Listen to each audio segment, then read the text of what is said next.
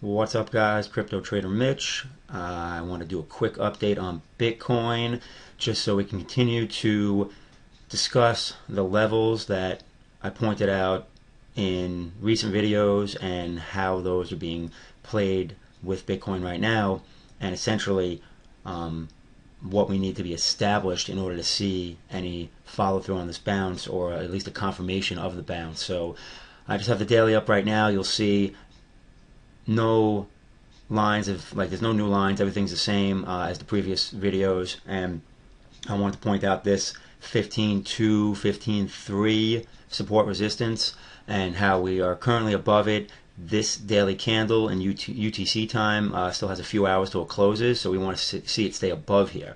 But I want to actually zoom into the hourly and show you more so how this plays out and why there really is action here, besides seeing the fact that this indeed is a support, as it tested here, bounced, and then essentially failed. And intraday it tested here, failed, and then that's when we had the huge spike, and then now we've pushed through. So if we look at the hourly, look how much action's here. And now, granted, this isn't perfect, but that's crazy how this daily support resistance line just transitioned to the hourly, which, again, if I was drawing it on the hourly, I'd probably have it about here. So that's why I always say, like, when I say 15.2, 15.3, I generally talk about a 100-point range at least when it comes to Bitcoin, because support and resistance isn't an exact number. And that's something I talk about when I go through the fundamentals of support and resistance, how to recognize it in the course I did under the Scaredy Cat guide brand, the Investing in Cryptocurrency course. You need to essentially train your eye to recognize this stuff, and there's certain what's the word I'm looking for?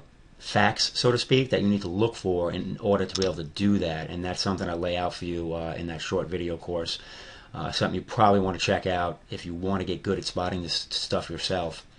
But anyway, I'll put a link to that in the show notes. So if you look at the 1 hour chart here, you'll see that on these hourly candles, look at this. This is crazy. We never see gaps. I mean, it gapped down below this support, so it's almost like a sign you knew things were going to kind of get nasty. So came down, bounced, and then look where to fail. We got this first bounce when we were like watching this on the daily. I remember I bought on this push through, and this is that uptrend line on the daily, and that's what I was looking at. And look, it pushed through. And I remember, like I said, I grabbed some just below 13. We got the rally, and then literally, if it was a trade, that was the profit, because it came back up, it tested that 15.2, 15.3 prior support, which now becomes resistance, and boom, failed, came down, and then we got this crazy spike, and now we since rallied, came back up, pushed up to it. You see, got a little above it, and then failed. Consolidate, pushed through, got above, consolidated on it, tapping, and now it's still going sideways, but it's above. So we want to see the daily candle close above 15.2, and 15.2 and change, 15.3 to keep it really clean. If it doesn't, then that is considered another failure, and that's not bullish. So hopefully over the next 3 hours we can maintain this price or go higher, and then obviously the next profit target is, and let me go to the daily now. So you see that prior resistance on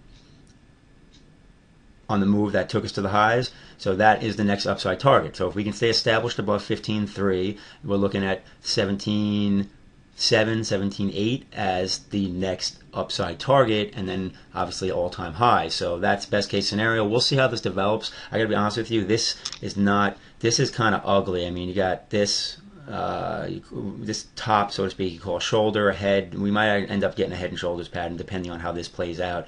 Ideally, we want to see this really push, consolidate, push to a new high, because if it pushes up and that was to pull back, it would actually be a topping formation, which wouldn't make me feel all that excited. So hopefully we can just get a clean move, an establishment above the 15 and change, and then make a run at clearing 17.7, 17.8. We'll see what happens over the coming days. Who knows? Anything can happen. We can consolidate, we could skyrocket, we could turn down, and that's why we pay attention to these levels and we act accordingly.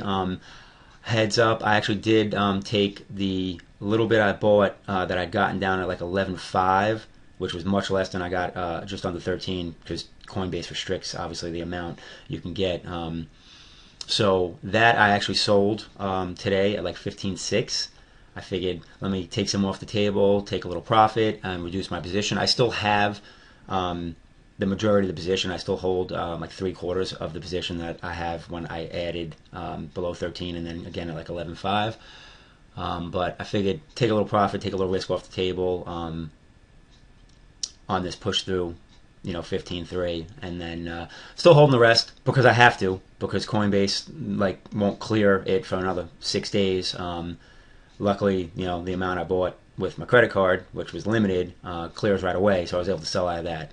Because obviously, if I had the ability to sell, I would have sold some already on a 3-4K bounce, because essentially it's a trading position. So anyway, that's was just what I'm doing. Those are my trades. Obviously, you have to make your own decisions and make your own trades.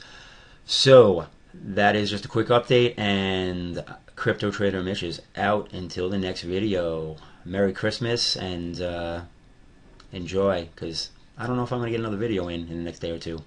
All right, later.